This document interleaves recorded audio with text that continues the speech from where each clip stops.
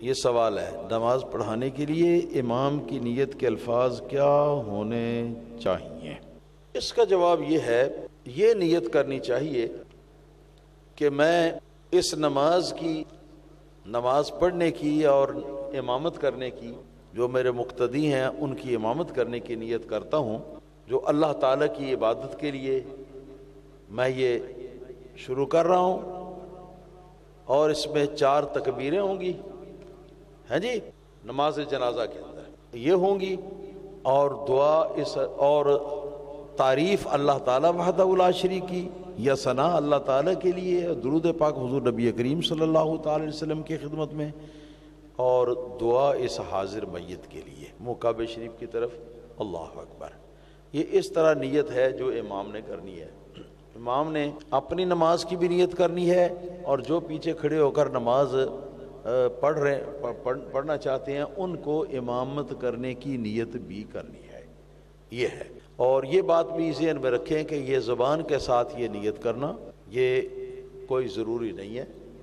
بلکہ اصل نیت جو ہوتی ہے وہ دل کے اندر ہی ہوتی ہے، ہاں جی، تو دل سے یہ نیت کرنا جو ہے یہ شرط ہے، اس کے بغیر جنازے کی نماز نہیں ہوتی۔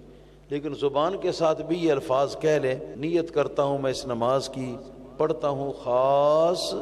اللہ تعالی وحدہ لا شریک کی عبادت کے لیے، 4 تکبیریں نماز جنازہ فرض کفایہ،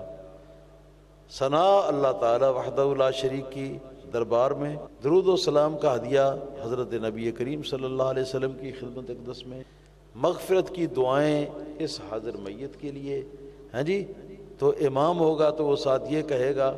میں امامت کرتا ہوں، میں ان سب کی جو پیچھے کھڑے ہیں ان کی اپنی بھی پڑھتا ہوں، ان کی بھی نیت کرتا ہوں، منہ کعبہ شریف کی طرف، اللہ اکبر۔ مقتدی ہوں گے تو وہ یہ کہیں گے کہ پیچھے اس امام کے منہ طرف کعبہ شریف کی، اللہ اکبر۔ اس طرح جنازے کی نماز کی نیت جو ہے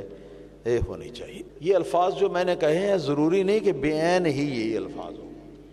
بلکہ کوئی بھی الفاظ ہوں جو اس مفہوم کو ادا کر سکتے ہوں